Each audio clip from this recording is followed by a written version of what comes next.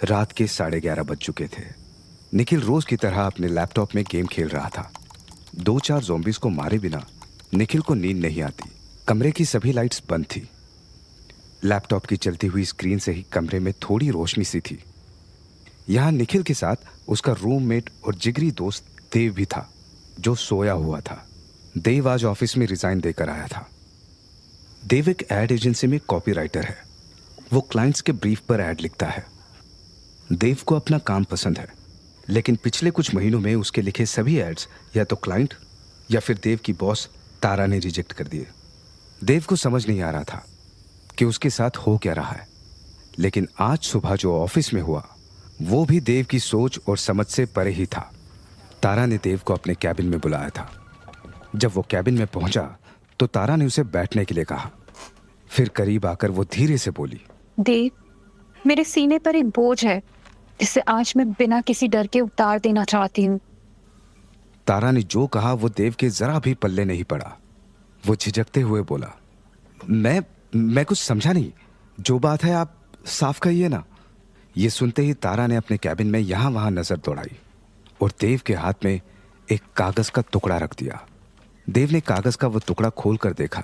उस पर लिखा था, वो आवाज चाहती है कि तुम ये शहर छोड़ दो। देव को वो कागज देकर तारा ने राहत की सांस ली और अपनी कुर्सी पर आकर बैठ गई। देव ने कागज पर लिखे मैसेज को फिर से पढ़ा और तारा को हैरानी से देखते हुए बोला, ये सब क्या है? ये कौन सी आवाजें हैं जो चाहती है कि मैं शहर छोड़ दूं? इस पर तारा ने कहा, मुझे नहीं पता वो कौन है। वो कोई इंसान नहीं है, बस एक आवाज है, बस एक आवाज। तारा ने घबराते हुए कहा। तारा की बात सुनकर देव कुछ देर तक खामोश रहा, फिर अचानक ही मुस्कुराने लगा। तुम मुस्कुरा क्यों रहे हो? तारा ने हैरानी से पूछा। तभी देव ने कागज का वो टुकड़ा टेबल पर रखते हुए कहा, आप मेरे साथ प्रैंक कर रही है ना? कल मेरा जन्मदिन है, इसलिए आज आप मेरे साथ ये प्रैंक कर रही है ना? जैसे लास्ट ईयर आपने विवेक के बर्थडे पर किया था। खुद भूत बनकर उसे डरा दिया था आपने, और आज इस कागज पर ये सब लिखकर मुझे डराना चाहती हैं। लेकिन मैं डरने वाला नहीं हूं। मैं बहुत स्ट्रांग हूं। मैं किसी से नहीं डरता। देव, मैं कोई प्रैंक नहीं कर रही। I am serious. तारा ने एकदम सीरियस टोन में कहा। फिर वो आगे बोली, ये सब कुछ महीनों पहले ही शुरू हुआ था। एक सुबह मैं उठी और मुझे एक औरत की आवाज आने लगी। मैं हर वक्त उसे अपने आसपास फील कर सकती हूँ। उसी के कहने पर मैंने तुम्हारे लिखे सभी एड्स को रिजेक्ट किया। वो चाहती है कि तुम यहाँ से चले जाओ। आप कुछ भी कहेंगी और मैं मान लूंगा, देव थपक से बोला। तभी तारा ने गुस्से में कहा, तुम्हें मानना पड़ेगा। सुना तुमने? मानना पड़ेगा तुम्हें। इतना कहकर तारा ने खुद को शांत किया और फिर भर आए गले से बोली, उसने मुझे धमकी दी है देव। वो मेरी बेटी को। कहते हुए तारा की आंखों में आंसू उतर आए थे। आपने मुझे ये सब पहले क्यों नहीं बताया? देव ने पूछा। मुझे समझ नहीं आ रहा था कि ये सब तुमसे कैसे कहूँ। ये बात ही इतनी अजीब है कि कोई भी इस पर यकीन नहीं करेगा, लेकिन मैं सच कह रही हूँ देव, मेरा यकीन करो। तारा की ये हालत देखकर देव को उस पर यकीन आ गया था, लेकिन उसे समझ नहीं आया कि ये कौन औरत है जो चाहती है कि वो ये शहर छोड़ दे, और क्यों। तारा ने खुद को संभाला और देव की तरफ देखते हुए कहा, मुझे लगा था कि बार बार रिजेक्ट होने के बाद तुम खुद से ही रिजाइन कर दोगे, लेकिन ऐसा नहीं हुआ। तुम प्लीज रिजाइन कर दो और यहाँ से चले जाओ। अगर आज तुम नहीं गए ना तो वो आवाज, वो औरत, वो जो भी है, वो मेरी बेटी को वो कुछ भी कर सकती है देव। देव ने तारा पर यकीन कर लिया था। फिर उसने ज्यादा नहीं सोचा, बस रेजिग्नेशन लेटर पर साइन किया और तारा को लेटर देकर बोला, उस आवाज ने कुछ तो कहा होगा, कुछ ऐसा जिससे मैं समझ सकूं कि वो कौन है और आखिर मुझसे क्या चाहती है। तारा ने अपने दिमाग पर जोर डाला और याद करने की कोशिश करने लगी, लेकिन उसे ऐसा कुछ भी याद नहीं आया जो देव के मतलब का हो। कुछ देर बाद बिना कुछ कहे देव उठा और कैबिन से जाने लगा। तभी तारा को कुछ याद आया और वो झट से बोली, देव, याद आया, उसने उसने एक बार कहा था कि तुम्हारी हवेली को तुम्हारा इंतजार है। हवेली को? हवेली? लेकिन मेरी तो कोई हवेली नहीं है, देव ने हैरानी से कहा था।